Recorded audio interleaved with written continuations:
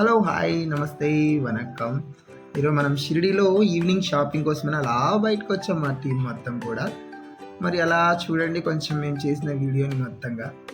Food దగ్గర నుంచి jewellery దాకా సూపర్‌గా ఉంది వీడియో. ఈవినింగ్‌లో షిరిడీలో ఈవినింగ్ అలా బయటికెళ్ళినప్పుడు ఒక్కసారి ఈ షాపింగ్ ఏరియాలు మొత్తం చూసారంటే కళ్ళు జిగేల్మంటాయి. చిన్న పిల్లల చెప్పుల దగ్గర నుంచి పెద్దవాళ్ళు పెట్టుకునే కమ్మల దాకా చాలా అందంగా ఉంటాయి. ముఖ్యంగా మన ఆంధ్ర నుంచి వచ్చే లేడీస్ అయితే చాలా ఎంజాయ్ చేస్తారు. ఎందుకంటే ఈ ఏరియాల్లో దొరికే చెప్పులు కానీ జ్యువెలరీ ఐటమ్స్ కానీ చాలా ఫ్యాషనబుల్గా ఉంటాయి. లేడీస్కి మాత్రం పిచ్చెక్కిపోద్ది ఈ ఐటమ్స్ చూడంగానే. అక్కడక్కడ నాకు అనిపించింది, ఈ జ్యువెలరీ ఐటమ్స్ చూసినప్పుడు నాకు పెళ్ళై ఉంటే బాగుండు, నాకు ఒక గర్ల్ ఫ్రెండ్ ఉంటే బాగుండు అని చాలాసార్లు అనిపించేసింది అనమాట. అంత బ్యూటిఫుల్గా ఉంటాయి. నెక్స్ట్ టైం మీరు షిరిడీకి అయితే వచ్చినప్పుడు మాత్రం ఫుల్గా ఎంజాయ్ చేయొచ్చు. ముఖ్యంగా చిన్నారులకి ఆట వస్తువులు ఉంటాయండి. చూడండి ఒకసారి ఎంత చక్కగా ఎంత బ్యూటిఫుల్గా ఉన్నాయో. పిల్లలు మాత్రం ఇలాంటి ప్లేసెస్కి వచ్చారంటే మాత్రం మిమ్మల్ని అస్సలు వదిలిపెట్టరు అనమాట.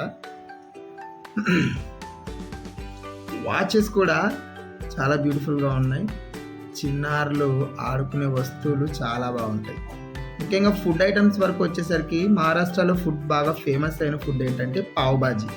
పావుబాజీ అనగానే మహారాష్ట్రియన్స్ మాత్రం లొట్టలేసుకుంటూ తినేస్తుంటారు. మరి ఆంధ్ర వాళ్ళ దగ్గరికి వచ్చేసరికి కొంచెం ఆలోచిస్తారు.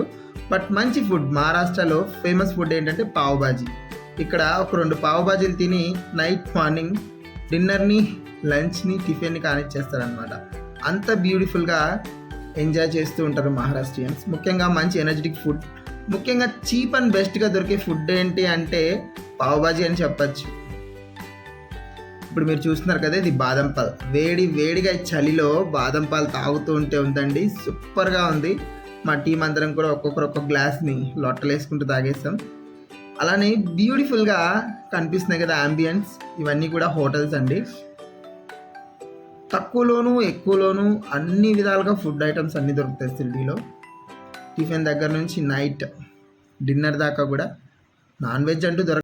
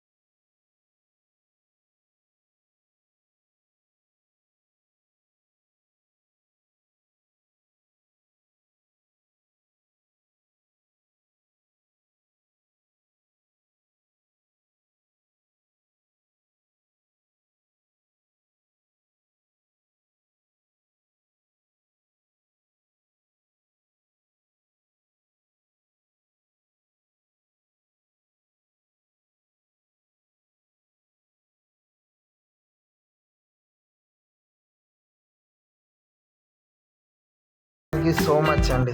Thank you.